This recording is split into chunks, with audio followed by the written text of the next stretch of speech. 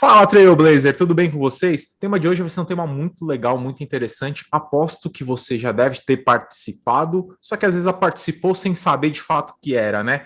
De 1 a 10, o quanto você recomenda o nosso podcast? Ou melhor, de 1 a 10, o quanto você está gostando disso daí? Aposto que você já, no finalzinho daquele atendimento do banco, ou melhor, no finalzinho daquele pedido, você com certeza já deve ter recebido isso daí para você avaliar como que você sentiu isso daí. Muitos têm diversos nomes, né? Mas o que a gente vai abordar hoje vai ser um tema muito interessante que é NPS.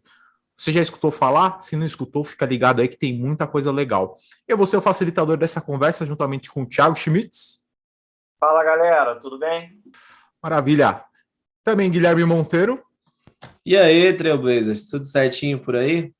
Maravilha. E como sempre nos bastidores, Bruno Passos, Brunão e Rafaela Monteiro, a Fafá, dando todas as edições aí e os vídeos para vocês no canal. Antes da gente seguir com este papo aqui, se você ainda não é inscrito no canal aqui no YouTube, acessa o linkzinho aqui, se inscreve, ativa as notificações, que toda vez, ou melhor, toda semana que sair episódio novo, você vai ser notificado. Se você ainda não segue a gente também aí no Spotify, segue a gente que tem muita coisa legal aí toda semana para vocês. Bom, você já conhece a InnoLevels?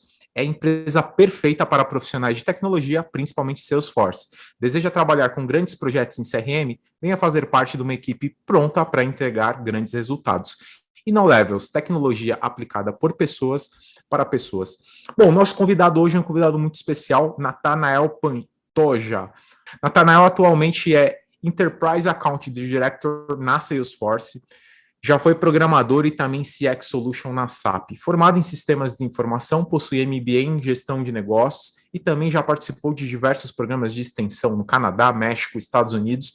Ele possui algumas certificações Salesforce também, né? Admin, Market Cloud Media Specialist, Commerce BA pela SAP também. Nathanael, seja muito bem-vindo aqui. Obrigado. Maravilha. Nathanael, você tem o direito de escolher uma música aqui. Lembrando que essa música a gente vai disponibilizar ela no nossa playlist lá no Spotify. Lá no Spotify você coloca a playlist Salescast que vai aparecer. Não só a música que o Nathanael vai deixar para vocês, como de todo mundo. Que música que seria essa, Nath? Coração de Dorival Dantas, forró. Oh, maravilha. Porque como eu sou cearense, né, tem que trazer alguma coisa aí da Com terrinha. certeza. Bem legal. Adorei, aí. Nathan. Ineditamente você está trazendo um estilo de música diferente para a nossa playlist. Agora ela está ficando mais eclética. Adorei. Isso é para mostrar que programador, TI, não é só heavy metal, aquele negócio pesado. Também tem um forrozinho, pé de serra, né? Com certeza. Bom, Nath, antes da gente seguir aqui um pouquinho, falar um pouquinho de NPS, que frase que você considera uma frase de impacto aqui que você gostaria de compartilhar com nossos ouvintes? Essa frase, ela tá no meu Skype por pelo menos 10 anos, certo? Eu volto no Skype, o Skype a gente usa pouco, mas eu volto lá só para reler a frase. Então é essa, não há nada tão inútil quanto fazer eficientemente o que não deveria ser feito. Legal. Frase excelente. Mantra, né? Isso é um mantra. Com certeza. É um mantra, tem que lembrar disso todo dia.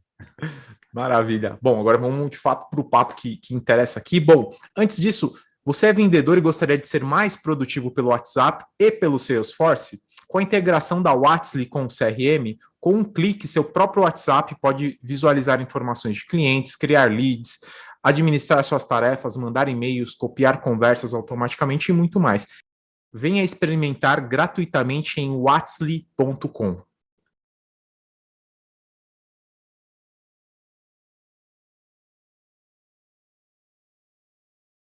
Nathanael, antes da gente falar um pouquinho sobre NPS, conta pra gente um pouco da sua carreira, né? Você foi programador também, já CX, como que foi essa migração aí?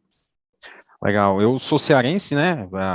Fortaleza, fiz faculdade em Fortaleza e lá eu comecei numa empresa chamada Fortes Informática, é uma empresa de contabilidade, basicamente, eles programavam na época que eu estava lá em Delphi. Eu comecei como suporte técnico, telefone, recebendo ligações e ajudando os clientes a resolver problemas dos sistemas. Depois eu migrei para programação, lá na própria empresa, em Java, né? Peguei um pouquinho de Delphi também, mas já comecei com Java. E aí depois fui para a Universidade de Fortaleza trabalhar com desenvolvimento de sistemas mesmo, Java propriamente dito. E aí eu vim para São Paulo, há 11 anos atrás, para para poder. Na minha cabeça, eu queria fazer um mestrado aqui em São Paulo, né? Ou então, talvez, um MBA fora, né? Eu estava com esses planos. Eu vim com um amigo e comecei a trabalhar no Sem Parar, num projeto Sem Parar com o Bradesco, também em Java. Nessa época, eu passei um ano e pouco por aí. Meu primeiro lugar que eu morei aqui foi em Osasco. Depois, eu tinha um amigo aqui em São Paulo que a gente já se conhecia de eventos, é o Paulo Silveira, da Kaelon. E aí, conversando com ele, ele disse: Ah, vem para Kaelon. E eu fui para a Kaelon dar aula e programar lá no time deles. Então, porque na Kaelon é sempre assim, os professores atuam, a maioria dos professores atuam como programadores também. Fiquei por 2 anos, full time, quase 3 anos lá. E depois fiquei só dando aula. Nesse meio tempo, o Paulo me incentivou a ir para os Estados Unidos a aprender inglês, porque meu inglês era zero. Fui para os Estados Unidos, passei 4 meses lá, voltei e, e acabei abrindo a minha própria empresa junto com um colega, um amigo, e a gente abriu a empresa. Depois eu me desfiz da sociedade e voltei, fiquei dando aula ainda na Kaelon, porque a Kaelon para mim foi um momento extremamente especial na minha carreira, né? Lá foi, eu costumo dizer que lá foi onde eu aprendi a aprender, né? Eu faço propaganda da Kaelon gratuitamente, então Kaelon, Alura, né? Agora tá mais. Eu estudei lá, tá? Estudei na Ah, Kaelon. foi? Eu já fiz Fantástico. curso, já li livro também. Olha aí. Eu não Então, sabia, Nata, que você é, tinha tido essa passagem pela Kaelon. passei, Muito passei, legal. passei, sou fã número 1 da empresa, da Como é que é? metodologia, Hashtag Kaelon patrocina nós? é uma Verdade, hashtag possibilidade, viu? Kaelon patrocina nós aí, ó. É uma possibilidade aí. Fala com eles lá que eles incentivam bastante o ensino de tecnologia no Brasil, e eu acho que já estão até entrando em outros países. Mas e aí depois desse período de empreender, eu fui trabalhar numa empresa de comércio exterior lá em Santos. Eu ia todo dia para lá e voltava. Passei 1 ano e 6 meses e foi na época que a SAP me achou, né? E por que eu fui para a SAP? Por conta do Java. Porque a SAP comprou a plataforma Hybris, que é uma plataforma de e-commerce, e ela é 100% em Java. E aí, quando houve essa aquisição, o mercado começou a se movimentar para achar desenvolvedores. Então, eu fui para a SAP como consultor, e lá eu fiquei 2 anos implementando Hybris ao redor de Latinoamérica, né? Fiz projeto até na Venezuela, que esse é um caso interessante de se comentar depois. Mas aí passei por alguns projetos no Brasil, projetos fora, e depois migrei para pré-vendas da SAP. Depois a SAP fez uma aquisição de outra plataforma, e lá eu entrei nessa empresa, né, que não era mais empresa, era tudo SAP, mas eu entrei, era um produto muito técnico, e como eu sempre tive o background técnico, eu sempre gostava de estar no meio dos produtos mais técnicos, né? E aí fui ser que eles chamam de Enterprise Architect para CX, para o portfólio de CX inteiro. Então era algo próximo de pré-vendas, mas era bem mais técnico, com um ponto de vista mais técnico. Depois de um certo tempo, a Salesforce me achou. E para não dizer que foi o meu primeiro contato com a Salesforce, no passado eu já trabalhei com MuleSoft, eu trabalhava bastante com softwares de integração, já trabalhei com Tableau. Então, antes das aquisições, eu trabalhei com o portfólio que hoje faz parte da Salesforce. E também tive um momento que eu adquiri Salesforce, eu fui cliente, por um pequeno espaço de tempo eu fui cliente da Salesforce, então eu trabalhei com CRM, mas como cliente. Então, quando eu vim para a Salesforce, eu vim até para o time de Customer Success Group, e nesse período eu fiquei cuidando de um cliente da Salesforce, atuando cross, né, em todos os produtos Salesforce, mas esse background de e-commerce, de marketing, eu acredito que foi o que me puxou aqui para o mundo Salesforce, porque eu acho que agora a Salesforce está vivendo um momento de abrir o leque para segmentar indústrias, né? Tipo, pegar pessoas que conhecem diversos segmentos, né? E eu acho que foi isso que me trouxe para. Isso foi um dos pontos que me trouxe para cá. E aí, um ano depois, eu migrei para vendas. Essa é a história. E hoje eu estou em vendas.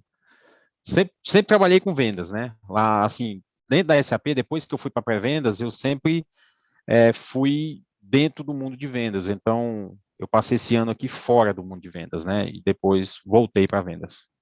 Uma carreira bem eclética, né, Nata? Porque Bem me eclético. espelhando em você com background técnico, eu, por exemplo, não tenho desejo nenhum de trabalhar na área de vendas, né? É, E isso eu falei da parte profissional, né? Mas por que que eu acho que eu entrei em vendas? Porque eu sempre tive uma vontade muito grande de ver a parte técnica não só com o olhar técnico. Eu acredito muito que você compra software, você faz uma implementação, você faz código para automatizar algo, e esse automatizar algo vai trazer sempre um ganho de eficiência. Eficiência é dinheiro. Então eu pensava, como é que eu faço, que eu transformo esse techniquez em dinheiro? Porque é isso que no final as empresas estão buscando. Então, o MBA, quando eu busquei o MBA, foi exatamente focando nisso, né? Tentando entender um pouco mais de economia, de estratégia, para poder unir o background técnico com a parte mais de negócio, mais estratégica. Então, eu acho que isso me fez querer entrar no mundo de vendas. Quando eu entrei, eu gostei, me apaixonei e eu disse, é aqui. E aí eu me achei. Então, estou bem feliz hoje na minha nova posição. legal, muito bom saber. Nata, antes da gente entrar em NPS, aliás, a gente tem até que, né, NPS é Net Promoter Score, né? Explica para a gente alguns conceitos aí de Customer Centric, de Experience Economy, para que todo mundo fique mais ou menos na mesma página. Legal. Eu costumo dizer que para falar de NPS, a gente tem que entender o porquê que isso foi criado, né? Então, eu gosto de falar sempre desse conceito que está em alta, a gente tem escutado bastante no mercado, o que é a experiência da economia, o que é colocar o cliente no centro, né? Eu até digo que qualquer pessoa que você perguntar, você coloca o seu cliente como centro de tudo, ele vai dizer sim, claro, óbvio, né? Quem vai dizer que não, né? Mas esse termo, experiência, economia da experiência, ele não é um termo novo, ele foi lá em 1992 criado por um cara chamado Joseph Pine. Esse cara lançou um livro chamado Customização em Massa, certo? Então, se você pegar a história do software de Enterprise, né, você sempre tem aquela história de, vocês que estão em projetos devem saber bastante disso, e o software pode fazer uma customização, eu posso fazer alguma coisinha, né? E essa alguma coisinha a pessoa quer fazer porque na cabeça dela ela quer fazer porque só ela pensou, né? Aquilo vai fazer, é um diferencial naquela empresa. Por mais que sejam empresas iguais, né? Eu tenho duas empresas do mesmo segmento e tal, um está pensando de um jeito, o outro está pensando do outro. Então, essas customizações que a gente vê acontecendo no produto, no software, é uma busca é, constante por se diferenciar no mercado, certo? Então, esse termo foi feito lá em 2000, em 99 foi lançado um livro chamado The Experience Economy, pelo mesmo autor, Joseph Pine. Esse livro foi relançado em 2019, certo? Então, ele tem aí um update, ele é um clássico, né? E aí, depois, ele lançou um livro chamado Authenticity, né? E depois, Possibilidades Infinitas, né? Ele lançou em 2011. Esse Authenticity foi em 2007.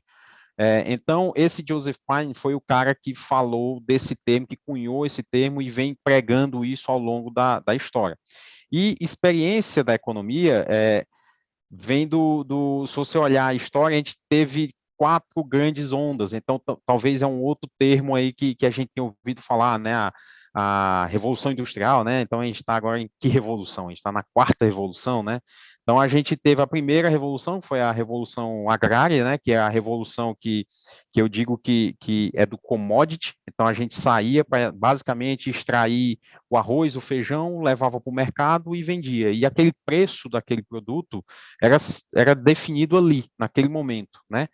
A segunda grande revolução foi a industrial, que a gente fala bastante, né? Que é basicamente fazer as coisas em uma linha de montagem extremamente rápido, né? Então, a busca por eficiência nesse momento aí, né?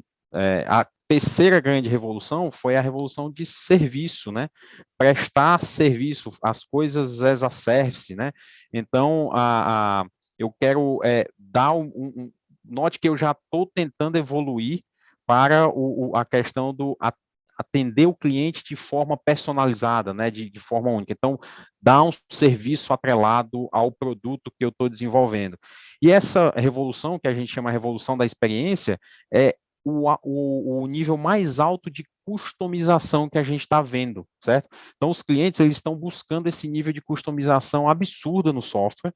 O software tem que ser extremamente flexível para que a gente consiga entregar essa experiência. A gente escuta dizer assim, eu quero tratar o meu cliente de forma individualizada, certo? Só que quando eu estou na internet, eu tenho bilhões de clientes. Como é que eu trato esses bilhões de clientes de forma individualizada? Será que eu consigo mesmo chegar nesse nível de tratamento com o meu cliente, né? Então, o conceito de experiência da economia é exatamente essa jornada que vem desde lá do passado, que as pessoas vêm evoluindo, e hoje a experiência é exatamente isso.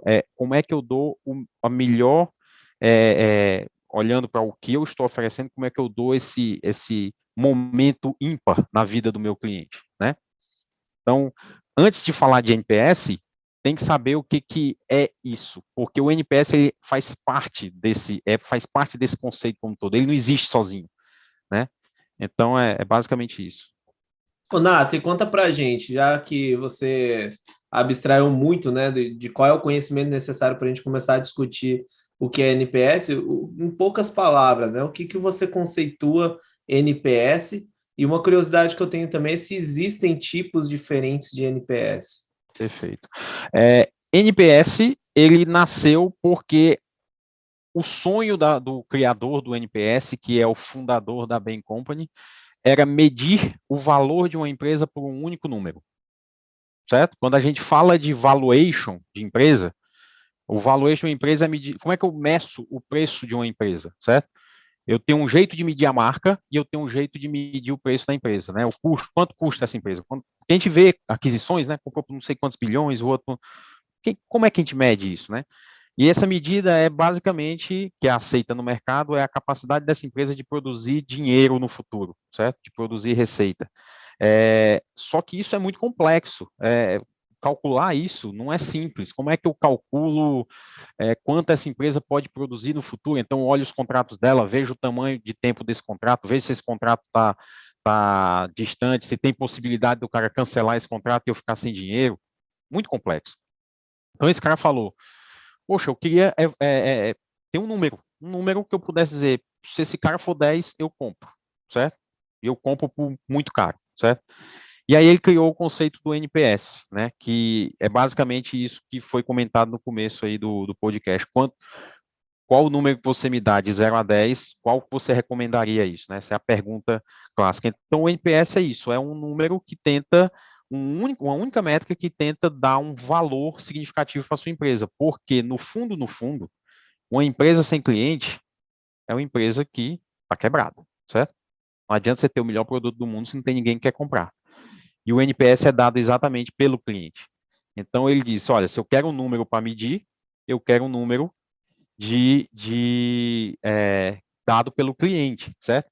E, inclusive, existem agora teorias que dizem que uma empresa pode até ser avaliada por um outro modelo. Existem outros modelos de valuation, mas o aceito pelo mercado é o que eu falei, mas eles basicamente eles falam que a empresa pode ser avaliada, eles estão, inclusive tem um artigo, depois eu posso compartilhar com vocês, que diz que ele chama de basket size, né, que é o tamanho do teu, como se fosse teu carrinho de compras, o teu modelo de compra, né? E ele fala também do teu customer retention, né? Qual é a retenção do teu cliente, qual é o score. E baseado nesse conceito, ele dá um valuation, certo? Então, note que eles estão tentando achar um modelo de valuation intimamente ligado ao cliente, certo? Porque é esse cara que faz a empresa ser um sucesso. Certo? Tem uma pergunta, mas se eu tenho taxa de retenção, quer dizer que de fato em algum momento eu comecei a perder meu cliente? As duas coisas não são controversas, digamos assim, porque se eu tenho que medir a taxa de retenção, quer dizer que aquele cliente, por algum momento, deixou de estar contente com a minha marca ou com o meu produto e está pensando sair daquela empresa. Ou eu estou totalmente errado? Deixa eu ver se eu entendi a sua pergunta. Você diz que tem uma taxa de retenção. Você tem uma taxa de retenção alta ou baixa? Você quer dizer? Então, como que eu sei que um cliente, por exemplo, como que eu sei? O Gui é cliente da sua empresa, por exemplo. Perfeito. Como que eu meço que, de fato, eu sou um cliente com alta retenção ou baixa retenção? Eu meço a retenção simplesmente quando eu identificar, Nata, por alguma razão eu não estou gostando mais do seu produto, não enxergo mais valor agregado, sua empresa, infelizmente, está ficando para trás perante algumas outras do mercado. Como que é essa medida? É só porque eu fiquei um pouco confuso em relação... A taxa de retenção, basicamente, é o Customer Lifetime Value, né, que a gente tenta usar. É uma métrica que diz quanto tempo esse cara está transacionando com você, sem que você tenha que investir dinheiro para trazer ele, certo? Então, eu tenho o custo de aquisição do cliente, que é o CAC, né? Basicamente, eu digo, para o Gui comprar uma roupa no meu e-commerce, eu vou gastar R$10 para ele vir, certo? Ele comprou e foi embora. E eu gostaria muito que ele voltasse a comprar, certo? Só que ele não voltou. Aí eu vou lá e digo, vou lá para ele e dou dinheiro de novo, para o Google ou para qualquer meio de mídia, e trago o Gui de novo para cá, certo? O Customer Lifetime Value, ele é intimamente ligado a gente tem que fazer uma relação com o custo de aquisição do cliente, porque senão eu posso ter o Gui transacionando dia e noite comigo e eu gastando um absurdo com ele, e isso tem um impacto muito grande na minha margem, certo? Então, a grande sacada é quando eu consigo te trazer para dentro do meu negócio de um jeito que eu não tenha que gastar com isso, certo? Então, se você tem uma taxa de retenção alta e ninguém está comprando, essa métrica tá mal calculada, certo? Tá bem feia, não faz muito sentido isso aí, certo? Agora ficou bem claro. E talvez faça sentido para vocês um número interessante. Hoje, a gente está na mão do Google, certo? A mídia que é gasta para poder trazer gente é um número absurdo, certo? Do quanto a gente gasta com o Google. E hoje, se eu não me engano, eu também tenho esse número, mas era 65% hoje do gasto com propaganda é gasto com o Google, certo? Então, assim, é um número absurdo, é um número muito alto, certo? Isso eu costumo dizer para os clientes que é assim, cara, imagina que você está num shopping e tem gente passando na frente da tua loja, só que o Google é um porteiro que só deixa entrar se tu pagar para ele. Então, assim, eu digo, cara, é bizarro. Tu fica olhando para o cliente. E agora, né, Nath, Nath, agora tá entrando muito também o Facebook, né? O Facebook agora também tá fazendo muito tráfego a gente tem a pago. Amazon, tem tudo. A Amazon. Aqui no Brasil, a gente está vendo isso acontecer. O Mercado Livre faz isso já, certo? Então, o Mercado Livre tem um modelo de pagamento para você ficar na primeira página do Mercado Livre ou aparecer nas buscas. P2W deve ter isso também, eu não tenho certeza, mas a Amazon tem, eu tenho certeza. A Magalu comprou uma empresa de mídia recente, então isso já é uma prática nos Estados Unidos que está vindo para o Brasil, certo? Agora, a lei está aí, certo? A LGPD está aí para poder tentar barrar os abusos, né? Nos Estados Unidos isso não é muito respeitado, mas na Europa isso é muito sério, certo? No Brasil chegou a lei, já chegou. Então, assim, e aí a gente tá vendo os problemas, né? Os problemas que acontecem nesse mundo digital que a gente está. E aí a gente começa a perceber uma coisa. Existe que eu chamo de um loop, né? Que qualquer cliente vai fazer. Então, por exemplo, Gui, tu está em busca de um novo fone de ouvido, certo? O que é a primeira coisa que você faz? Você vai no Google e pesquisa. Exato. Você pesquisa a marca, várias marcas, bota um comparador, né? Faz um comparador de features, né? E aí você achou, comparou, e aí você considera uma determinada marca, né? Aí você entra naquela marca, você faz uma avaliação, né? Você faz uma análise, e aí você decide comprar, certo? Depois que você compra, você tem o pós-venda, certo? Então, eu gosto muito de dizer do pós-venda da Apple. Quem já quebrou um iPhone sabe como é fácil ter um novo iPhone, certo? Ou conseguir um suporte, fazer alguma coisa. Outros celulares já não são assim. Então, a gente chama de enjoy, né? Aproveita o produto. E por último, e aí o que é que as empresas tinham que fazer? Fazer com que você virasse um promotor daquela marca, certo? Só que isso não acontece do dia para a noite, né? Você não compra uma vez e já vira promotor da marca. certo? Você tem que, de fato, acontecer algo para dar o clique e dizer, nossa, o cara virou, gostei disso aqui, bicho, é isso aqui que eu vou gastar meu tempo agora, vou entender mais. Por que que a gente tem lá os Mac fans lá, né? O pessoal que adora a Apple, né? O pessoal que adora a Samsung. Tem gente que gosta das marcas e levanta a bandeira e faz isso. Então, esse loop de lealdade, né, que é o cara que considera, o cara que faz a, a análise, compra, ele aproveita e vira promotor da marca, né? Esse loop existe e ele nunca vai deixar de existir. E aí eu pergunto, onde é que os marqueteiros gastam dinheiro? Eles gastam dinheiro em fazer você achar eles, então eles gastam dinheiro na primeira etapa desse loop, que é o loop lá de consideração, e eles gastam dinheiro para fazer você comprar. Então é na compra de impulso. Então eles dizem assim, aí o Gui achou um determinado produto, ficou na dúvida ali entre duas marcas, só que ele achou um que tem uma promoção. Aí ele diz, rapaz, vou nessa. Não é a melhor decisão, certo? Mas eu consegui forçar o cara a comprar. Ele comprou. Se aquele produto não entregar o que ele está dizendo que entrega, a decepção vai ser absurda, certo? Então, os marqueteiros, eles torram o budget deles na primeira fase do loop, na consideração, e no buy, certo? Na compra. Eles empurram a compra de impulso. Compra aqui, carrinho abandonado, toma desconto, toma não sei o quê. Qual é a melhor forma de negociar na internet, né? Faz um carrinho e esquece. Tu vai receber um voucherzinho lá de 10%, tu vai lá e fecha, né? Só que isso esmaga a margem, certo? Isso joga a empresa para o saco. Então, onde é que eu deveria gastar meu dinheiro? Ah, Natal, você está dizendo então gastar em consideração errado? Não, não estou dizendo. Estou dizendo que você não deveria torrar sua grana nesses dois pontos. Você tem que sim gastar com awareness, né? Tipo, eu quero apresentar minha marca para o mercado. Mas você deveria gastar no momento que ele está fazendo a análise, né? E gastar no pós-venda.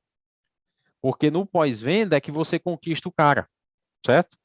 É no pós-venda que você conquista. E aí esse cara, ele corta esse loop. Na próxima vez que ele quiser comprar, ele não vai mais tentar fazer um awareness e ele não vai mais fazer uma análise tão profunda. Ele já sabe qual é a marca que ele gosta, ele já vai em cima, faz uma análise rápida ali. Quem gosta de JBL, o cara não vai muito longe, ele só vai olhar, tem noise cancel, tem não sei o que, não sei o que, não sei o que, tá bom, beleza, vou comprar, certo? Então, é basicamente isso. Natanael, eu já contei aqui uma vez essa questão que você falou. Realmente as pessoas são muito preocupadas com a venda, né? E esquecem muitas vezes o pós-venda, né? Que é ali Exatamente. que canta, que é onde você vai indicar a empresa, né? E tudo mais. Eu contei aqui, eu dividi aqui uma marca VIP, né? De café aí, aquelas de cápsula, né? O que aconteceu? Chegou as cápsulas aqui em casa amassadas, muitas eu perdi tipo 20% do lote, né? Que eu comprei.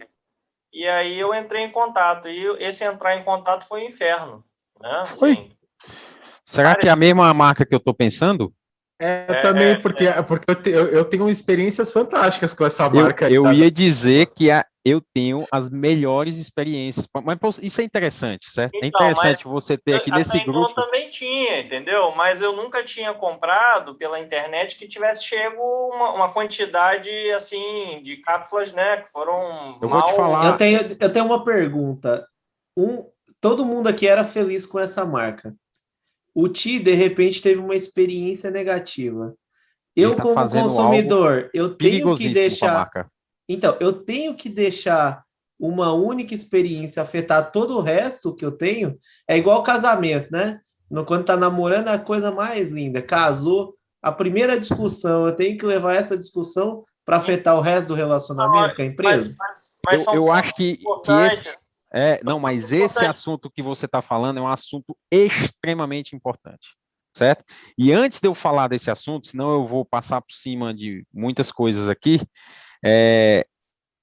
talvez eu possa comentar assim que a gente chegar no tópico lá na frente, porque eu quero te dar uma linha de raciocínio, certo? Para eu chegar nesse ponto que você acabou de tocar, certo? Então, eu voltei a fazer compra. Eu fiz uma compra nela, mas eu levei um ano praticamente a voltar a comprar, né? Interessante, Eu interessante. sei que na boutique funciona bem, né? Lá eu Uhum, comprava em boutique antes, né? Mas devido à uhum. pandemia eu voltei a comprar pela internet. e aí pela internet estava acontecendo de vir amassado. Você estava vindo, não foi o primeiro pedido que veio cápsulas ruins, né? Ruins, não é aquela só que desamassa um pouquinho que não dá para usar, veio que não dava para usar. Aí vinha uma, duas, três, até aí tudo bem. Aí, pô, veio 20% do lote, comprou 50, veio 10 ali com defeito, aí não dá, né? Aí eu fui reclamar, já, né? Aquele negocinho que vai te incomodando aos pouquinhos, você fala, ô... Esse é o atrito. Esse é o atrito. É o que a gente chama. E aí eu vou pedir para você segurar. O próximo bloco aqui a gente vai trazer muito mais sobre NPS e eu acho que aí vale você trazer esse gancho aí que você comentou, já guarda ele aí, porque aí no próximo bloco a gente já traz muito mais. E você, Trailblazer, tá gostando do tema? Falei para vocês, não é somente uma avaliação, tem muita coisa por trás aqui, o Nathanael tá explicando aqui pra gente. Fica ligado que no próximo bloco tem muito mais sobre NPS e outros temas aí que a gente está abordando, bem legal. Se você não faz parte do grupo do Telegram, acesse o linkzinho aqui embaixo, o grupo bomba demais, a gente troca muita experiência, tem vagas de emprego, novidades, enfim, coisas sobre a lojinha, né? Todas as camisetas, todos os nossos produtos, a gente acaba divulgando lá. Então, fica ligado, faz parte desse grupo lá do Telegram. Até o próximo bloco aí, fica ligado.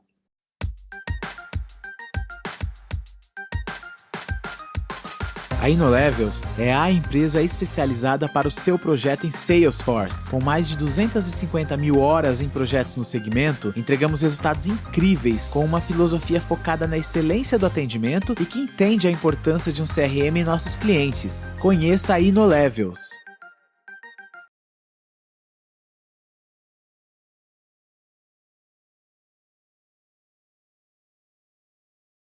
Estamos de volta aqui no nosso segundo bloco, um tema muito interessante, NPS aqui com uma pessoa muito especial aqui também, trazendo na verdade, especial, que tem muita bagagem sobre isso daí, já deu uma aula aqui para a gente no nosso primeiro bloco, e agora a gente vai trazer aqui muito conteúdo no segundo bloco. E, Ti, qual que era a pergunta que não queria calar aí?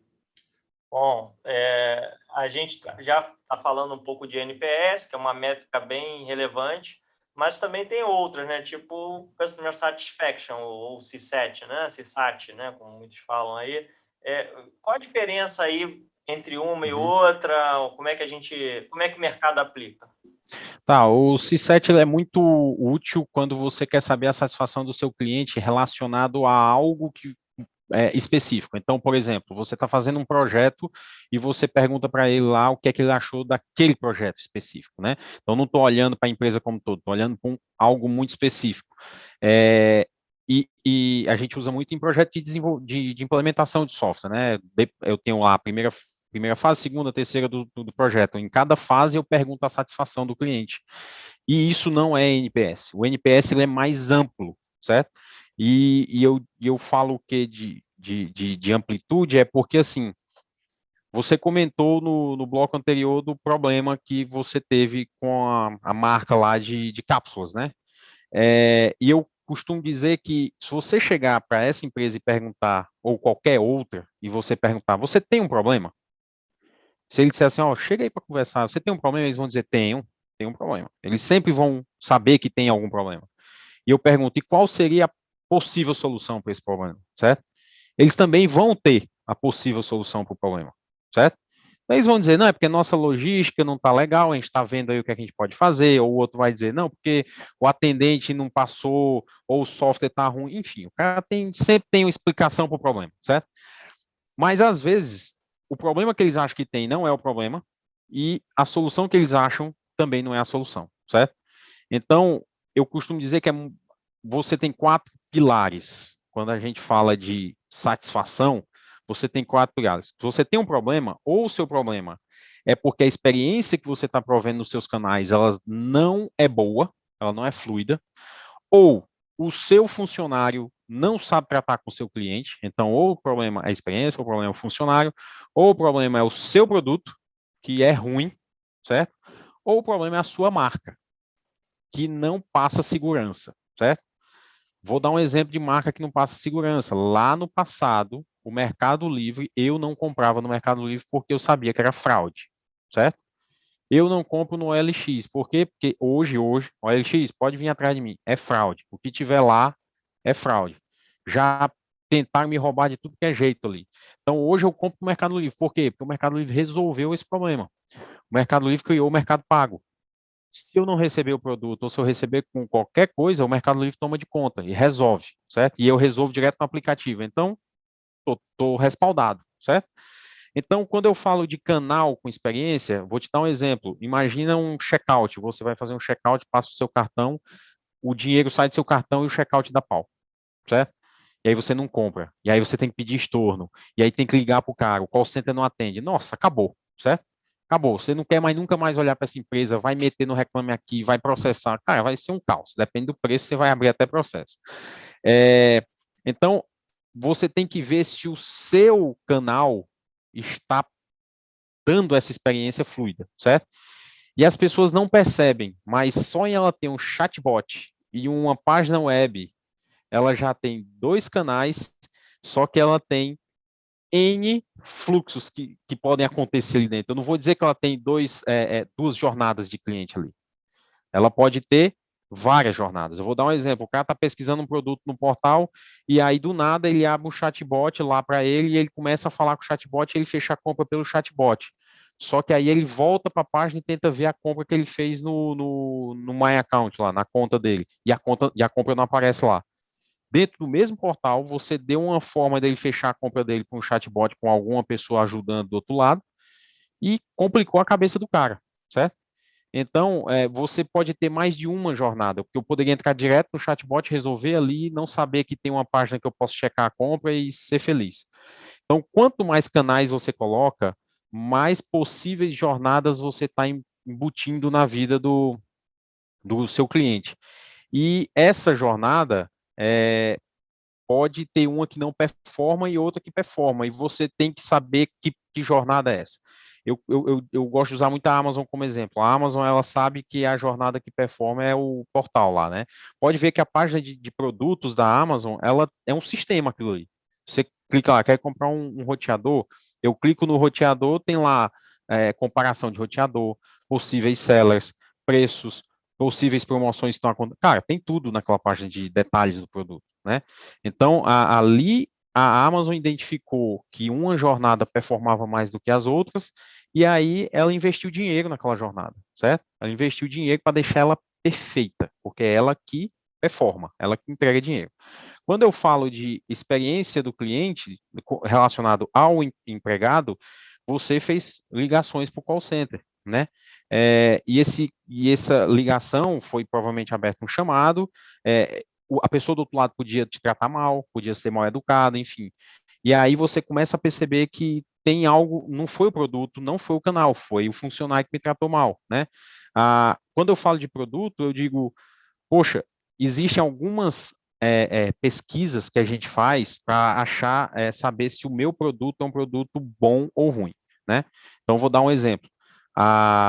Você é um produtor de celular, você sabe que seu concorrente é a Apple e a Samsung. Aí você manda para os seus possíveis clientes uma pesquisa e pergunta para ele o seguinte: você gosta de tela com borda infinita? Você gosta de bateria que dura 18 horas? Então você pergunta, bateria, tópico bateria, 18 horas, 20 horas, 30 horas. Tela, borda infinita, borda não infinita. Sei lá, sistema operacional, iOS, sistema chinês, certo? Então você submete essa pesquisa e o teu cliente vai dizer, gosto de borda infinita, eu gosto desse sistema operacional, eu gosto disso, eu gosto da bateria com 18 horas. E aí você pergunta logo em seguida, quanto você está disposto a pagar por isso? E você dá um range de valor. Você diz de 0 a 100 reais. Você pagaria quanto aqui? O cara, eu pagaria 10 reais para essa feature aqui de borda infinita. O outro, eu pagaria 5. E no final da tua pesquisa, tu sai com o melhor conjunto de características do teu produto e quanto o teu cliente está disposto a pagar por aquilo. O nome dessa pesquisa é a que eles chamam de conjoint analysis, né? Pesquisa conjunta, você submete sempre para o cliente e ele submete esse conjunto de características e o teu cliente vai te responder dizendo quanto ele gastaria e no final você tem um conjunto de features. Aí você vai desenvolver o seu produto olhando para aquele conjunto de features e vai vender. Então é uma forma de você validar o seu produto. E a marca, eu digo, equidade de marca, né? Então, será que a marca faz o que ela prega, né? A gente sabe que calcular valor de marca é muito diferente de calcular valor de empresa, né? A marca é muito, deixa eu ver quanto é que custa a marca. E basicamente eu vou na rua e pergunto, você conhece a marca tal, Cade? Conheço. Você conhece Apple? Todo mundo aqui conhece, né? Mas se eu disser assim, você conhece arroz Tio João? Alguns vão conhecer, outros não vão, certo? Então, isso vai medir o custo. Eles têm um cálculo lá e vai medir quanto vale essa marca. Lembra da Pomarola, né? Que diziam que era a marca mais cara do mundo, porque todo mundo conhecia Pomarola. Mas você tem os produtos que mudaram o nome do produto. Então, ninguém compra palha de aço, compra Bombril, né? Lá no Ceará, ninguém compra água sanitária, compra Que Boa, né? Aqui é Cândida, né? Então, tem os seus regionalismos, mas também tem os produtos que conseguem se destacar ali. Então, eu digo que o problema que você tem sempre vai estar dentro de um desses pilares. Ô, Nata, quais fatores o NPS não mede? E para os que ele mede, quais são os fatores que colocam a empresa num patamar diferenciado? Perfeito. O NPS, basicamente, eu tenho 3 tipos de NPS, certo? Eu tenho um isso é legal porque eu cheguei uma vez numa empresa agropecuária e eles disseram assim, não, a gente tem aqui um cálculo de NPS aqui dentro. Eu disse, legal, legal, deixa eu ver como é que vocês fazem. A gente faz assim, aí ele mostrou lá. Aí eu fiz, esse é um NPS, qual é a função disso? O que é que vocês querem com esse número aí? Não, saber a satisfação do meu cliente.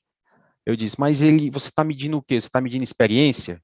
Ou você está medindo relacionamento? Aí ele olhou para mim e disse, não sei não. Eu disse, então vamos lá. Primeira coisa que você tem que saber, que tem um NPS para medir experiência, tem um NPS de relacionamento. E eu pergunto, tá bom, qual é o objetivo da experiência, certo? É saber se aquilo que você acabou de fazer foi legal, certo? Se aquele site que você entrou foi bom, se aquela jornada que você fez foi boa. E quem é que eu aplico essa pesquisa, né? Então, vocês já estão vendo que tudo está relacionado ao cliente, eu sempre vou perguntar para o meu cliente, né? E pergunto como através de uma pesquisa, tá certo? É sempre através de uma pesquisa. Então, o de relacionamento, normalmente, de experiência, normalmente é para clientes novos, clientes que não estão na tua base ainda. E o de relacionamento é para clientes velhos, clientes que já estão transacionando com você há mais tempo. Então, você faz um recorte lá na base e diz, esse aqui eu só vou pesquisar agora é relacionamento. Porque uma vez que ele comprou comigo, agora é relacionamento, certo? É o pós-venda lá, né? Daqueles loop que eu falei. Tá bom. E o de experiência não, o cara entrou agora. Eu não quero. Imagina que a experiência que ele teve com a empresa de cápsula fosse a primeira. Aí dava ruim, né? Dava muito ruim, porque a primeira experiência, o cara já quebrar a cara, é muito ruim, né? Então, você pergunta para o cliente novo sobre a experiência e o cliente antigo você faz o relacionamento. No de experiência, o que você tem que dar como follow-up, né, disso, você perguntou para o cara, peraí, tu me fez uma pesquisa, eu te disse que a experiência foi ruim, né? Tu não fez nada, nem me informou, ou se fez, não me disse que fez. Pô, que pesquisa ruim, né? Pesquisazinha sem futuro, né? Então, eu tenho que ter uma saída disso. Não adianta só você calcular, tá certo? Então, eu já falei de 2 modelos, pesquisa de relacionamento, pesquisa de experiência, né? E eu tenho o terceiro modelo, que é o de competitividade, né? O benchmark, né? Que chama. Eu quero me comparar com o mercado, tá certo? Eu quero. E aí a gente vê muito, por exemplo, as telcos, né? Elas concorrem para quem é a pior, a menos ruim, na verdade, né? Então eles têm NPS negativo e eles olham, peraí, eu sou -10, o outro ali é -5. Será que se eu virar -5 compensa, né? Então, a pergunta que os caras fazem para ele é assim: se eu virar -5, eu ganho dinheiro ou eu continuo sendo aqui ruim para caramba? E não tem jeito, né? Não tem jeito, os caras vão continuar usando. Eu sou tinto, é claro, o outro é não sei o quê, e a gente continua usando, e a vida é assim, porque tem 4, 5 operadoras no país, não tem para onde correr. Sai de um, vai para o outro, e é isso. Então, existe essa análise, que é a famosa pesquisa cega, né? Eu não vou perguntar para cliente velho nem para cliente novo. Eu vou perguntar simplesmente, fazer uma pesquisa de mercado, vou salvar aquelas informações e vou me comparar com o meu concorrente. Então, muitos mercados, muitos segmentos de mercados, eles dizem assim, pô, se eu estou aqui com 20, se eu subir para 30, eu ganho uma fatia de X% do mercado. Compensa eu investir dinheiro aqui, certo? Então, compensa aqui nesse negócio aqui eu gastar um tempo. E note que eu falei de simplesmente um ciclo, né? Então, para aplicar isso, existe uma metodologia, tá certo? E essa metodologia foi também criada pelo cara que inventou o NPS. E ela, óbvio que hoje existem ramificações dessa metodologia, né? Mas a Bain Company, que é uma empresa de uma consultoria estratégica, ela criou essa metodologia e ela tem o Closed Loop Feedback, né? É basicamente um círculo, pode pesquisar aí na internet, que ele diz, você vai ter uma experiência, o seu cliente vai ter uma experiência, certo? Então, no momento que ele tiver a experiência, você aplica a pesquisa nele, tá certo? E pergunta, como foi essa experiência? Se foi boa ou se foi ruim. Em algum determinado momento da jornada, você pergunta para ele se está sendo boa ou ruim. Eu tenho N exemplos de experiência. A Porsche, quando você compra um carro, ela pergunta para você o que é que você está achando no painel do carro, certo?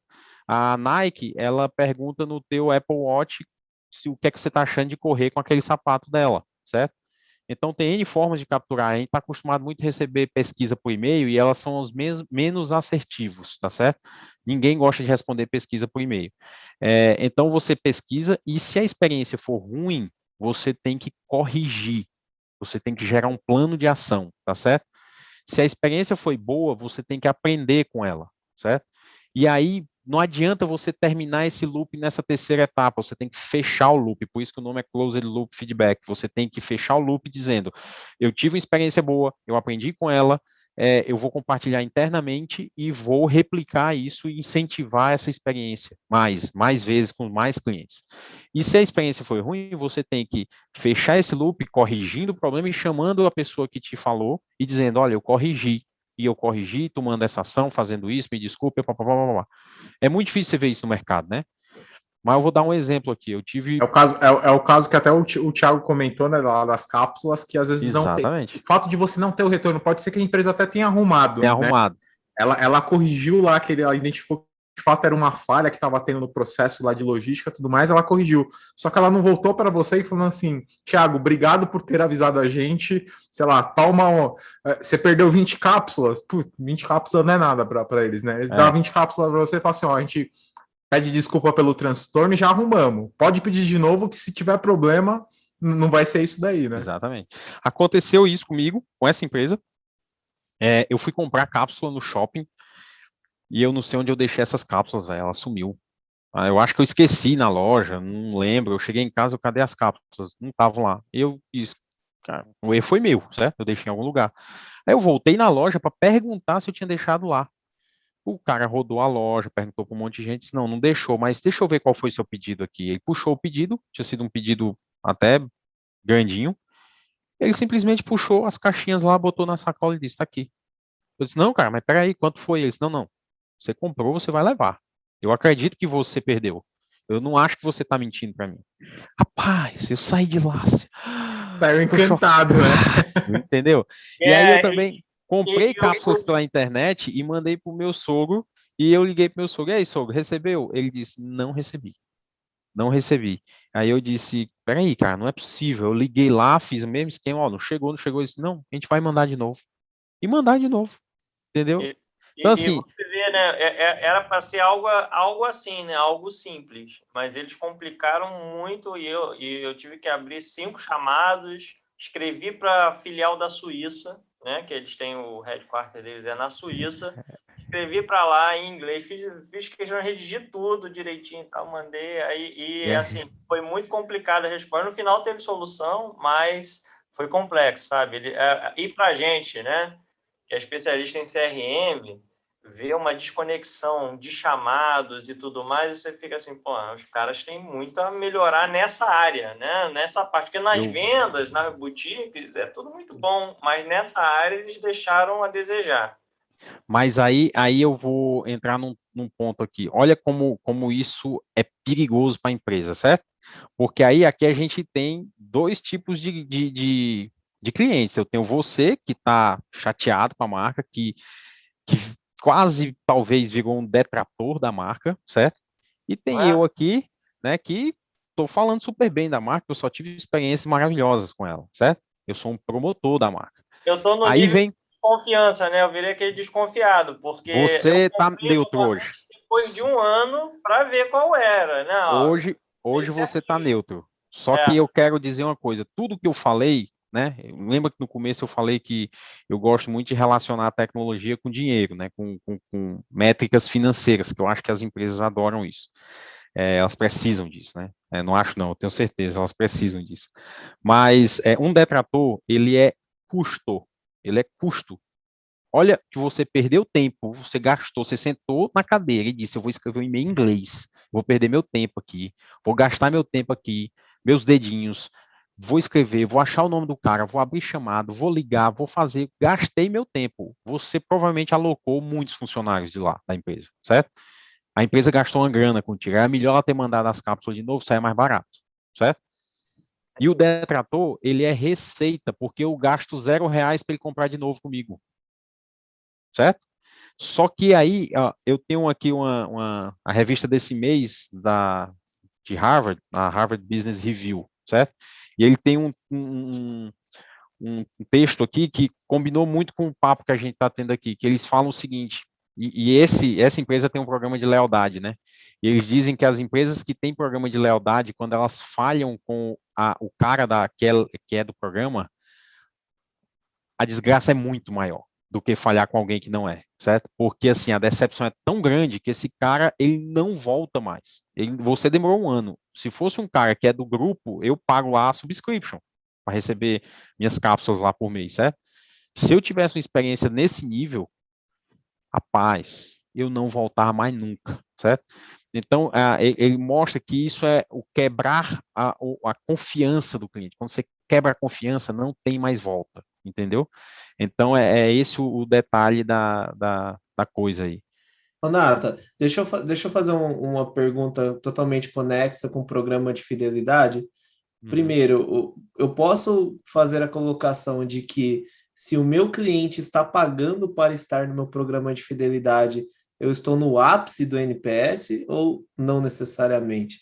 Não necessariamente. A relação, não existe uma relação. O cara pode estar pagando, por exemplo, eu pago aquele programa de milhas de uma determinada companhia aérea. Não significa que eu amo essa companhia aérea. E vou falar a verdade, eu ainda tenho muita raiva, entendeu? Eu pago mais por uma comodidade porque eu sei que eu estou numa categoria X que facilita algumas coisas. Mas não tenho nenhum amor por ela, não. A gente não paga subscription de celular e odeia a companhia todo dia, certo? Então, a subscription, muita gente acha que venda recorrente é o ápice do sucesso. E, na verdade, a venda recorrente é legal, é bom, garante receita futura, né? É interessante isso. Mas não tem nada a ver com você prover boas experiências. Então, se você tem venda recorrente, aproveite essa galera para prover uma boa experiência, entendeu? Porque senão acontece um caso que não sei quantos daqui, agora eu vou falar de idade, né? Quem já ouviu falar da América Online? A AOL. Todo mundo aqui é velho, né? Eu já Tem um vou novinho falar. aqui no grupo aqui, ó. Como é que a gente contratava a AOL? A AOL chegava em CD na sua casa, nas revistas, Verdinho no papelãozinho. no papelãozinho, ou chegava, ou você chutava uma lata na rua e saía um CD, né? A AOL, se você pegar o gráfico de crescimento da AOL, ela fez isso aqui, ó. Por quê? Sabe como é que eles empurravam o produto no cliente? Era junto com o computador, né? Ia Comprava junto no com o pacote. computador, ia Só o com Windows. jornal, comprava 1 quilo de picanha, vinha o CD dentro, comprava CD, vinha o CD dentro, os caras empurravam o CD. Tem um cara, lançou CD foi nos Estados Unidos, ela lançou CD de avião, velho. Ela rodou o avião e saiu jogando CD na rua. Que E a galera doideira. pegava, metia aquilo no computador e aquilo auto-executava, o auto-rum, lembra do auto-rum do CD? E você via aquelas telas brilhosas, não sei o que, você botava, criava um usuário, ligava, já era, velho. Já era, tava dentro. Nunca mais saía. Tenta cancelar, não cancela. A AOL cresceu a base de clientes absurdamente e quebrou. Por quê? Porque ela era uma ignorante com os clientes, cara. Ela conseguiu botar o cliente para dentro e desgraçou a vida dela. Isso é o problema da internet. O gráfico da internet é assim, ó. Certo? Na internet você compra pelo menos uma vez. Na loja física, se você for mal atendido, eu uma vez cheguei numa loja para comprar roupa e eu disse, quanto é essa bermuda? A mulher disse, é caro. Eu olhei para ela e disse, mas Estou lhe rapaz, perguntando o preço? eu não estou dizendo mesmo. Não, e mesmo que eu perguntasse, ela dizia que é Caro caro. pra quem, né? Pois é, que medida foi essa? E era caro, certo? Naquela época, eu olhei o preço da calça, nossa, tão bonito, mas cara pra caramba. Mas eu não vou dizer pra ela que eu não tenho dinheiro. Aí eu perguntei, quanto é aqui? Ela, caro. Ela mediu ali por mim, disse que eu não tinha dinheiro, né? Mas Ou ela tomou, ou é justamente a diferença dos produtos digitais, né, Nata? Ela deve ter tomado, às vezes, uma comida da gerente lá, né? Ficou meia ficou chateada e tantã, descontou no próximo. chateada e falou: Meu, agora eu vou. Passar pra Primeiro frente. que aparecer aqui, eu vou descontar. Foi justamente Exatamente. o cara que foi perguntar quanto tava a bermuda. Quanto é a bermuda? Caro, não comprei. Mas tu acha que tem a possibilidade de alguém dizer que a bermuda é cara na internet pra tu? Não tem ninguém lá, tu compra. Aí a bermuda chega rasgada em casa, ou chega com tecido diferente do que tu comprou. Aí a experiência é ruim. E aí tu quer trocar e não troca. E o cara diz, não, mas você comprou. Ixi, aí começa a confusão, isso de, meu Deus do céu, comprei uma vez. Então no gráfico de compra, tá lá, a empresa crescendo no primeiro ano. No segundo ano, quebrada. Então foi o caso da AOL, certo? A AOL entrou no mercado pesadamente. Se você pegar a história da AOL e pega o gráfico dela assim de receita, ela faz isso aqui, cai, entendeu? Por quê? Porque o jeito dela de vender era ruim. Quem gosta de comprar cartão de crédito com esses telefones, eu não sei porque ainda fazem isso, mas esse telefone, oi senhor, eu tenho um cartão pré-aprovado aqui para o senhor, certo? O senhor quer? O cartão é muito bom, tem senha. A pessoa me ligou dizendo que uma das características do cartão é que tinha senha e chip. Eu disse, meu Deus, eu não estou ouvindo isso aqui não. Sem chip. Cara, você tá de brincadeira comigo. Eu pego essa mulher, bicho, eu digo, não, moça, vamos conversar mais. Eu quero conversar mais com você. Aí começa a conversar e diz, não, você tá de brincadeira. Não, é pré-aprovado, você não tem noção. Eu disse, eu quero saber o limite, quanto tem de limite aí. R$ 800. Nossa, velho, 800 conto é muito bom.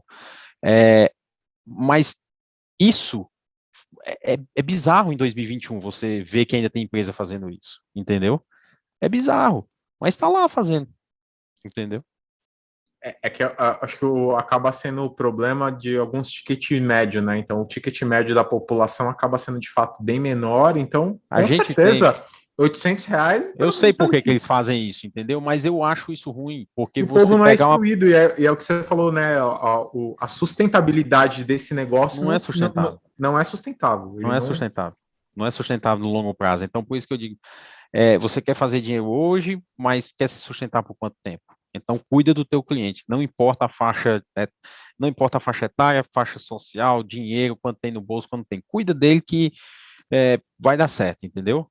Vai dar certo. Então, Nathanael, só assim, dá para integrar isso aí com o Salesforce, o NPS?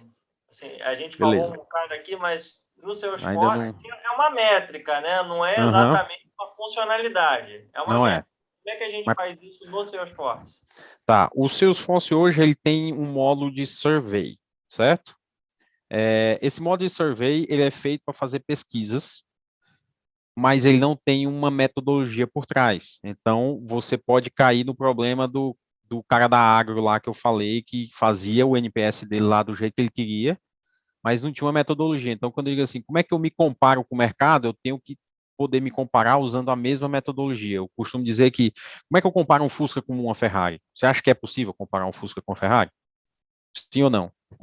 Eu vou fazer aqui uma dinâmica. Aqui, Depende Depende do de qual gosto. métrica você está usando, né? Perfeito. Depende do seu Se eu, gosto. se eu que gosto de Fusca, tu que gosta de Ferrari, eu digo assim, o Fusca é melhor do que a Ferrari. O outro vai dizer assim, você tá de brincadeira comigo, né? Que o Fusca é melhor do que a Ferrari. Aí você diz, não, então vamos fazer uma comparação justa aqui. Vamos falar de motor, né? De motor, de pneu, de pintura. Então você começa a ver coisas que são possíveis medir, certo? Então, com o survey, eu consigo medir. E eu consigo criar, inclusive, um score, certo? Fazer um cálculo de score, certo? Com o Salesforce Survey lá.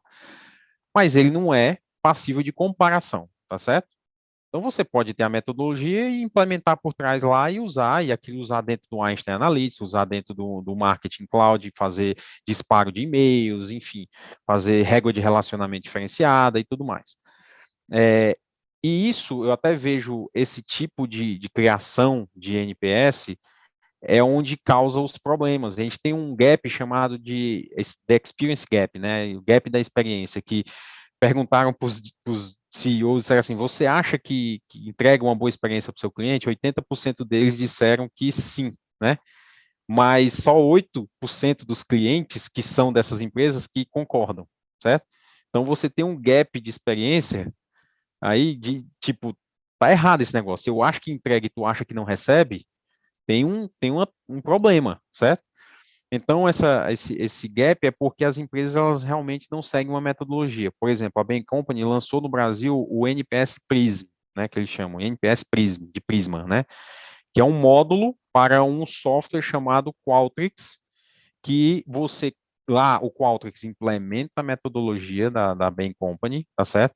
E aí você consegue usar os surveys do Qualtrics para poder achar o seu número e você consegue se comparar com o mercado. Então, você não sabe com que empresa você está se comparando, mas você tem dados de mercado, é um add-on para o Qualtrics, dados de mercado lá e você consegue se comparar e ver dentro do seu segmento onde você se encaixa, certo? Então, isso é bem legal. E aí, para integrar esses softwares, né, tem um outro aqui no Brasil também, em Latinoamérica, o Medalha também, né, é um outro software bastante usado por quem trabalha com NPS, eles têm um App Exchange, certo? Então, eu consigo, via App Exchange, tanto para Qualtrics quanto para Medalha, integrar com Salesforce e usar os scores que são calculados lá, seguindo a metodologia, certo? Dentro do Salesforce. E aí sim, eu vejo essa a forma mais interessante de fazer. Ô, Nata, qual é o maior caso ou case que você participou ou você já leu sobre de implementação de NPS e que de fato revolucionou a empresa? Perfeito. Eu vejo Apple, Amazon, Netflix, certo? Se você pegar algumas séries do Netflix, eles são baseados no joinha que você dá lá. A série foi criada baseada no joinha, certo? Eles pegaram todos os joinhas lá e disseram assim, pô, as pessoas gostam disso aqui, e isso aqui tem essas características. Eles foram lá e fizeram séries. Óbvio, joinha e pesquisa, né? O que é que as pessoas estão pesquisando. Então, eles entenderam aquele contexto e criaram uma série dentro daquele contexto. A Apple, cara, a Apple, a gente sabe a história dela, né? Tava no limbo e hoje é a maior empresa do mundo. E assim, a experiência que a Apple te dá, ela vai desde a caixinha do dispositivo, do device, até o atendimento do funcionário, certo? A experiência de passar o cartão naquela maquininha doideira que eles têm, as mesas, como a disposição das mesas, tudo tem uma explicação na Apple. Então, eu vejo isso como um case de sucesso absurdo, e eles gastam muito dinheiro nisso, o produto dele é absurdamente caro, o vídeo mais clássico da internet é o Steve Ballmer dizendo que ninguém daria $600 num celular, né? E a gente dá muito mais, né? Hoje está custando o quê? $1.500 um iPhone. E desde quando custa esse preço, né? Desde o dia que lançou. É caro. Desde o dia que lançou é acima de $600. Então, eu vejo isso como um outro case e a própria Amazon. A Amazon, eu fui uma vez numa viagem a trabalho para os Estados Unidos e eu disse, vou comprar umas coisinhas, eu ia ter meu filho, eu disse, vou comprar umas coisinhas lá para beber e mandar para o hotel. E eu comprei e errei a data, né? O produto ia chegar um dia depois que eu tinha saído do hotel. Então ia dar ruim. Eu rapidamente corri no site e cancelei, certo? E recebi meu dinheiro de volta, foi muito fácil fazer tudo isso, super trivial. Essa capacidade, essa liberdade, essa autonomia que você dá para o seu cliente faz com que ele sinta confiança na marca, faz com que toda vez que ele queira pesquisar algo, ele vá direto no site da Amazon, pesquisa primeiro na Amazon. E empresas que conseguem ver isso, elas têm um destaque, né? Se você pegar o case da Best Buy nos Estados Unidos, a Best Buy estava morrendo por conta da Amazon, por conta dos players digitais. Por quê? Porque todo mundo queria ir lá, ele era muito bom em showroom, né? A Best Buy é muito boa em showroom, ela apresenta os produtos de um jeito muito bom. O cara pegava no dispositivo e olhava, me explica aqui. Aí tinha uma pessoa lá da Best Buy, não, isso aqui é o celular X, Y, Z, tem essas features, blá, blá. Cara, pô, legal, quanto custa? $1.000, na Amazon tava 900. O cara saía, comprava na Amazon e acabou. Então a Best Buy começou a declinar, certo? A Best Buy percebeu isso rapidamente e ela fez uma coisa. Se você chegar lá, gostou do aparelho? Gostou. Quanto tá na Amazon? Tá 900, eu faço por 900. E aí eles fizeram Sabe por quê? Porque o ser humano é imediatista. Ele quer as coisas na hora. É por isso que o Kindle deu certo, entendeu? Ah, tá, Eu mas não quero o livro acaba com na a hora. margem da Best Buy nesse cenário? Aí tu tem que perguntar para eles, porque eles estão dando certo. Às vezes ele perde um pouquinho de margem, Gui, Perde um mas querendo pouquinho. ou não, ele ganha a venda, né? Exatamente. O negócio Então, dele assim, é fazer a venda. entre quebrar e ter uma margem Verdade, né? pequena, Mas, às vezes ele ganha num produto, ele perde diminui num produto a margem e ganha em outro, né? Porque o cara às vezes vai comprar um computador e vai comprar algum acessório. Você Ele já ganha. empurra um fone, empurra outras coisas, né? exatamente. É Legal. isso aí. Então, para mim, são cases clássicos. Tem case na internet, certo? Para quem quiser ler sobre Amazon, sobre Eu Apple. acho só, aí eu não sei que vocês pensam, mas eu acho só que a Apple, por exemplo, a gente falou aqui, ela realmente tem esse diferencial todo, mas eu acho que no Brasil, especificamente, ela está abusando dos preços, né? O preço ela é muito diferente quando comparado com os outros países. E a gente paga, mas assim, a gente já tem aquela coisa que o brasileiro é bobo por essas coisas, né? É, Então, eu tô achando só não, que tá, ela tá. tá Você tem muito que botar no fora, imposto de renda, né? O dispositivo. O notebook custa R$ 24.000. Não faz não é? sentido Eu tenho o nenhum isso aí. seguro do meu iPhone. Paga IPVA daqui a pouco, né? Paga IPVA. Daqui a pouco tem que pagar imposto. Imposto Não, para andar com o bicho na rua. eu fiz seguro do meu iPhone, porque se quebrar, eu não vou ter dinheiro para comprar outro. É verdade. É verdade. É. Ô, Nata, conta um pouquinho para nós. Você falou muito de margem, né? E aí me veio uma coisa na cabeça. Como que cashback entra nesse jogo aí, nesse relacionamento de empresa, customer centric, e NPS? Como que isso acaba impactando ou não impacta de fato? Então, cashback. Cashback nada mais é do que, lembra do loop que eu falei, que as pessoas gostam de investir na compra, compra, compra, compra? Cashback também é isso, investir no vem para mim que eu te dou cashback, certo? Mas cashback, além de impactar na tua margem, ele é usado bastante para comprar uma fatia de mercado. Então, eu sou um entrante, né, no mercado. A gente sempre tem na análise estratégica, a gente pergunta, ó, qual é a barreira para entrar nesse mercado? É dinheiro? Se for dinheiro, vamos ver quanto de dinheiro. Porque se compensar, eu entro. Se não compensar, certo? Então, quando eu entro, eu sou lá uma fintech de cartão de créditos ou de meio de pagamentos e quero concorrer com o PagSeguro, com o Mercado Pago, como é que eu faço para ganhar a minha fatia de mercado? Dou dinheiro para eles, dou dinheiro no mercado. Aí todo mundo, minha base de clientes sobe. Se eu tiver de fato uma proposição de valor boa, eu me mantenho. Se não, a AOL, estamos aqui para isso, certo? Vai gastar grana, torrar, e tem uma empresa que fez isso recente. Tem uma empresa que, inclusive, saiu do país, né, porque torrou muito dinheiro com história de cashback aí, certo? Eu não vou citar nomes, mas tem uma que saiu, vazou, por conta de cashback. Tem outros que estão torrando aí também muito dinheiro com cashback. Então, eu sou meio. Eu entendo isso, eu entendo que é uma dinâmica do mercado, mas eu não sei, não sou profissional da área para dizer assim, cara, isso aqui de fato tem um retorno perfeito, é isso, vai por aí que vai dar certo. Se alguém me perguntasse, vou por aqui, eu ia dizer, vá não, faça isso não que você vai se lascar. Essa seria a minha resposta. Muito bem, Trailblazers. Estão gostando do nosso tema aí? Falei que era um tema muito interessante. Próximo bloco, Nathanael vai trazer algumas dicas de ouro para você que quer se especializar, ou melhor, você quer entender um pouquinho mais sobre NPS, quais são, se tem alguma trilha no Trailhead, fica ligado aí que no próximo bloco tem muito mais para vocês. Até lá.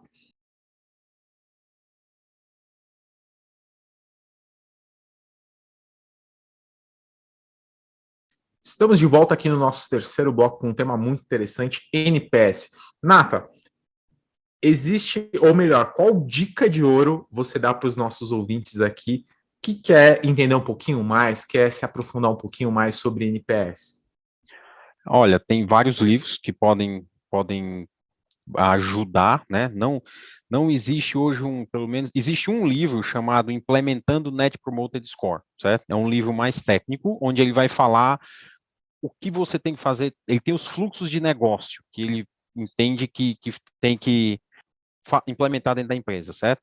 E assim, eu falei dos 4 pilares, né? Então eu sempre vou fazer a medição dos 4 pilares, né, do produto, da branding, do empregado e do canal, e depois eu tenho que unir isso, né, para ter um NPS global da minha empresa, porque senão eu tenho um NPS granular e NPS granular não ajuda muito, vai ter uma área que vai estar muito ruim, outra que vai estar muito boa, e aí, qual é a decisão que eu tomo, né?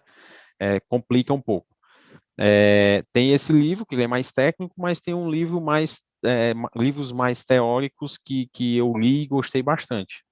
Então, alguns livros que eu gosto desse livro que conta a experiência Zappos, né? Zappos, né? Que Zappos é um clássico aí da Amazon, a história das Zappos com a Amazon comprou, né? Então aqui ele fala de alguns pontos de administração mesmo de empresas que você tem que ter na sua empresa, e um dos tópicos aqui ele diz que é criar significativas experiências do cliente, certo? Então, são coisas que ele diz, se você não fizer isso, você não vai chegar lá. Esse aqui, A Pergunta Definitiva 2.0, é exatamente o livro do Fred Rich, nem não sei falar o nome desse cara, certo? Mas é Fred, é o cara da Bain Company, é o livro dele, certo? Já é uma edição atualizada, e ele vai falar exatamente da criação do NPS, o porquê, enfim, é um clássico aí. A gente tem também esse livro que vai falar de um framework, que é o Chief Customer Officer 2.0. Ele vai tentar te mostrar um framework de como você criar uma estratégia de crescimento dentro da sua empresa. E, por último, The Effortless Experience, né? Ele vai falar da batalha do setor de loyalty, né? De lealdade. Então, eu gosto bastante desses livros. E o último mesmo, aqui eu tenho o Jeito Disney de Encantar. No primeiro capítulo desse livro vai ter os números de retenção de clientes da Disney. Eles são simplesmente absurdos. É coisa que você não tem noção que é desse jeito. São números incríveis. Nata, você tem algum curso ou trilha aqui no Trailhead, talvez, ou alguma coisa que você indicaria também? No Trailhead tem uma trilha, eu achei lá. Ela é simples, é uma trilha bem simples, mas já dá um conceito, né? Curso mesmo, eu só usei livros, né? Eu não tenho hoje um curso, mas do ponto de vista de o que é que eu preciso saber, normalmente as áreas que estão trabalhando com NPS são áreas de estratégia, né, da empresa, com alguns caras com características de análise de dados, certo? Então, por quê? Porque esses softwares que eu citei atrás, que é o Qualtrics, Medalha, eles têm módulos de estatística por dentro. Então, eu consigo evoluir aí esse entendimento das respostas de um jeito mais interessante, né? Usando estatística forte. A gente vai estar colocando aqui na descrição aqui para quem quiser saber mais dos livros que o Nata está indicando, e principalmente lá a trilha do Trailhead também que ele comentou. A gente vai deixar aqui na descrição aqui para vocês acessarem lá. Ô, Nata, você vê que a inteligência artificial, uma vez que você está falando que basicamente são profissionais que trabalham com estratégia, né, análise de dados, ela de fato pode acelerar ou pode influenciar que de maneira inteligente, né, eu consiga ter um maior índice de NPS na empresa? Tem a inteligência artificial tem uma outra linha aí pesada de entendimento, né? Eu tenho um amigo até que ele diz assim, lá na empresa a gente usa inteligência artificial, é mais artificial do que inteligência, mas a gente usa, né? Eu achei essa frase bem engraçada, porque ele diz assim, no final das contas a gente usa muito estatística, mas a gente não usa de fato inteligência artificial, né? Então, quando eu falo de inteligência artificial, eu estou dizendo assim, a gente fala muito dois termos, machine learning, deep learning, né? Usa muito para poder fazer algoritmo de recomendação. Então, eu tenho a capacidade, quando a gente diz que a máquina vai aprender mais sobre a gente, nada mais é do que receber um input de dados, né? Talvez dados de navegação dessa pessoa no teu portal, no teu e-commerce, e aí, em cima desse input de dados, tu perguntar para um determinado algoritmo, né? Que perguntar, olha, eu gostaria muito de saber quem quer comprar TV, né? E aí eu meto o input de dados lá, coloco lá os dados e o resultado é, não, aqui ninguém quer comprar TV. E aí o que é que eu faço com esses dados? eu teria que recontextualizar esses dados, certo? E aí recontextualizar é o famoso deep learning, né? Eu passo por uma camada escondida, não tem muita coisa, eu passo por N camadas, então eu começo a recontextualizar até achar, não, eles não querem comprar TV, mas querem comprar bicicleta, certo? Então é isso que a máquina vai me ajudar. E isso vai, obviamente, facilitar esse relacionamento aí que eu estou dizendo individualizado com o meu cliente, certo? Fazer recomendações assertivas, né? Pô, quem não gosta de receber uma recomendação de uma viagem que você está querendo com preço bom, sei lá, com todas as características que cabem no teu bolso? Maravilhoso, certo? Então, esse tipo de resposta que os algoritmos podem dar pode sim melhorar essa experiência, certo? Que você vai dar. E, obviamente, isso vai refletir no teu NPS, na tua receita e tudo mais. Ô Nata, agora a pergunta que não quer calar, né? As pessoas que acabam se especializando um pouco em NPS, como que o mercado enxerga essas pessoas hoje? Assim, eu tenho visto muitos marqueteiros entrarem nesse mundo, certo? Então eu chego em algumas empresas para falar e eles dizem assim, ó, fala com fulano do marketing sobre NPS. E quando a gente vai falar, essa pessoa ela está muito ligada em automação de marketing, em ter um númerozinho para soltar um e-mail, para soltar alguma coisinha. E eu acho que não é por aí, certo? Então eu costumo dizer assim, olha, e aí quando eu chego na empresa que tem uma pessoa que de fato trabalha com NPS, eu vejo que a linha dele é muito na linha de estratégia mesmo. Ele está muito ligado com a estratégia da empresa e não com a tática, certo? Então, normalmente, quem trabalha com NPS, ele está no nível estratégico e não no nível tático.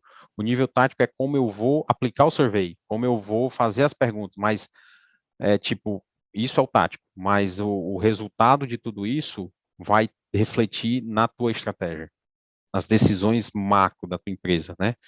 Então, são esses profissionais e eu vejo profissionais mais sêniores trabalhando com isso. Então, assim, sair da faculdade, quero começar a trabalhar no mundo de NPS, você vai para a tática, você não vai para a parte de estratégia, você vai ter que primeiro fazer esse caminho aí, e depois chegar nesse nível mais estratégico.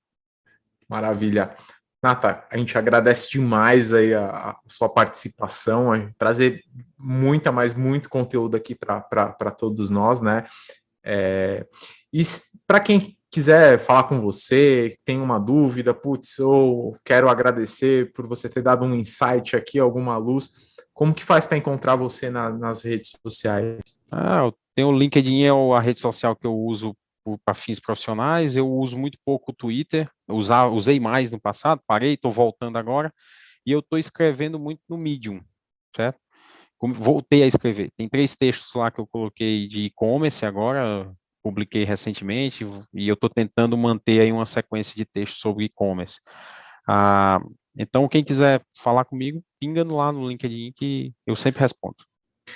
Seu LinkedIn qual que é mesmo, Nata? Nathanael Pantoja. Pesquisa lá que vai aparecer, só tem esse Nathanael Pantoja aí. Legal. Não esquece de adicionar a gente também lá no LinkedIn. O meu é simples e fácil. Felipe Moreno, Salescast. Se você colocar Felipe Moreno, Salescast vai ser o primeiro que lá que vai aparecer para você. E no Instagram, se você quiser me adicionar também, é felipemoreno.br. Thiago, como que faz para encontrar você nas redes? Facinho, Thiago com H, Schmitz, SHMTZ. Escrevo assim desde criancinha, não erro, então tranquilão. Maravilha. Guilherme Monteiro. Muito simples também, galera. Guilherme Monteiro Salesforce, você vai me encontrar em qualquer lugar, ou o canal Salesforce Brasil também. Estou por lá desde sempre. Legal. Não esquece de adicionar também lá no LinkedIn, Bruno Passos, Brunão, como sempre, dando os apoios aí. E no Instagram, a Rafa, que faz toda a edição aqui para entregar para vocês no YouTube, Rafa CL Monteiro, lá no Instagram. Dá um joinha lá para ela. Se você tiver alguma sugestão, também coloca lá para ela.